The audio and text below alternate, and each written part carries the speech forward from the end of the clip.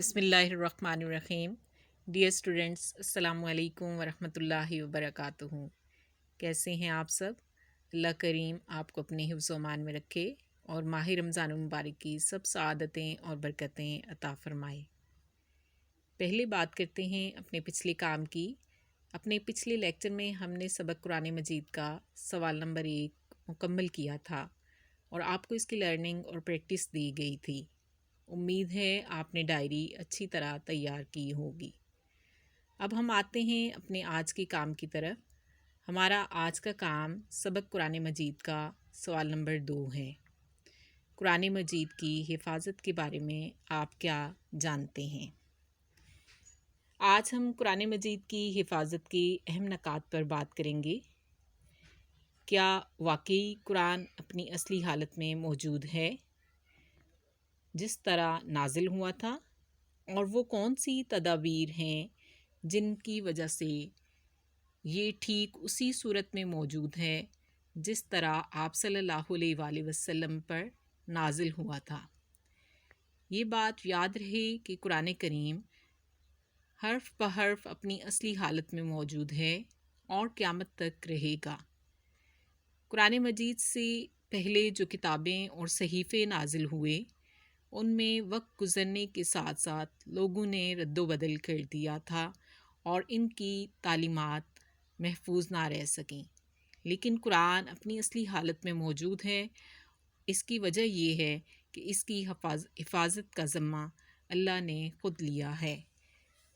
قرآن کریم میں سورۃ ہجر میں اللہ کا ارشاد ہے، بے شک ہم ہی نے یہ ذکر نازل کیا اور بے شک ہم ہی اس کے محافظ ہیں۔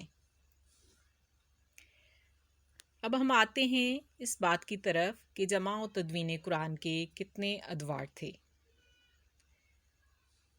جمع و تدوین قرآن کے 3 ادوار تھے۔ عہد نبی صلی اللہ علیہ وآلہ وسلم میں حفاظت قرآن، پہلے خلیفہ حضرت ابو بکر کے دور میں حفاظت قرآن، اور تیسرے خلیفہ حضرت عثمان بن عفان کے دور مبارک میں حفاظت قرآن۔ سب سے پہلے بات کرتے ہیں عہد رسالت مآب صلی اللہ علیہ وآلہ وسلم میں حفاظت قرآن کی۔ یہ ایک حقیقت ہے کہ عہد رسالت مآب صلی اللہ علیہ وآلہ وسلم میں قرآن پوری طرح محفوظ ہو چکا تھا۔ رسول صلی اللہ علیہ وآلہ وسلم نے نزول قرآن کی ابتدا ہی سے وحی الہی کو قلم بند کروانے کا اہتمام فرما دیا تھا۔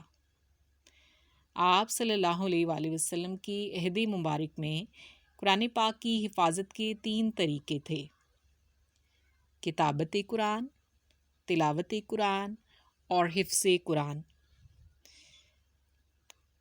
پہلے یہ دیکھیں گے کہ کتابت قرآن کیا ہے۔ کتابت کے معنی ہے لکھنا، اور کتابت قرآن کے معنی ہے قرآن لکھنا۔ جب بھی آپ صلی اللہ علیہ وآلہ وسلم پر کوئی وحی نازل ہوتی تو آپ کاتب وحی کو بلوا کر لکھوا دیتے اور یہ رہنمائی بھی فرماتے کہ اسے کون سی صورت میں اور کن آیات کے ساتھ رکھا جائے۔ صحابہ کرام ان آیات کو پتھر کی سلوں، چمڑے اور کھجور کے پتوں وغیرہ پر لکھ لیتے تھے۔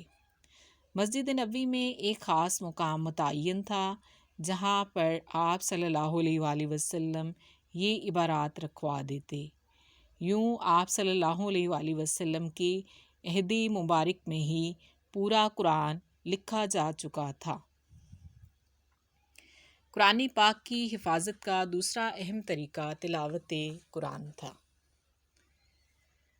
اللہ اور اس کے رسول صلی اللہ علیہ وآلہ وسلم نے مسلمانوں میں تلاوت کے جذبے کو بڑھانے کے لیے تلاوت قرآن کے مختلف فضائل بیان فرمائے، جس سے صحابہ میں ذوق تلاوت بڑھتا گیا۔ یوں تلاوت قرآن بھی قرآن کی حفاظت کا اہم ذریعہ بنی۔ صحابہ کرام قرآن کی تلاوت بہت ذوق و شوق سے کرتے اور 5 نمازوں میں بھی قرآن کی آیات دہرائی جاتی تھیں۔ یوں تلاوت قرآن کا جو سلسلہ آپ صلی اللہ علیہ وآلہ وسلم کے دور مبارک میں جاری ہوا، وہ آج بھی جاری ہے اور قیامت تک جاری رہے گا۔ قرآن پاک کی حفاظت کا ایک اور اہم ذریعہ حفظ قرآن تھا۔ مسجد نبوی میں رکھے ہوئے نسخوں سے صحابہ کرام قرآن کی آیات نقل کر کے لے جاتے اور یاد کر لیتے۔ جوں جوں قرآن مجید نازل ہوتا گیا، لکھا بھی جاتا رہا اور حفظ بھی ہوتا رہا۔ اس عمل میں صرف مرد ہی نہیں بلکہ خواتین بھی شامل رہیں۔ یہ نتیجہ تھا ان احادیث کا جن میں آپ صلی اللہ علیہ وآلہ وسلم نے حفاظ قرآن کی فضیلت بیان فرمائی۔ آپ صلی اللہ علیہ وآلہ وسلم نے حافظ قرآن کے بارے میں فرمایا، قیامت کے دن حافظ قرآن کو کہا جائے گا کہ قرآن کریم پڑھتا جا اور جنت کے درجات پہ چڑھتا جا، تیری آخری منزل وہی ہوگی جہاں تیرا قرآن ختم ہوگا۔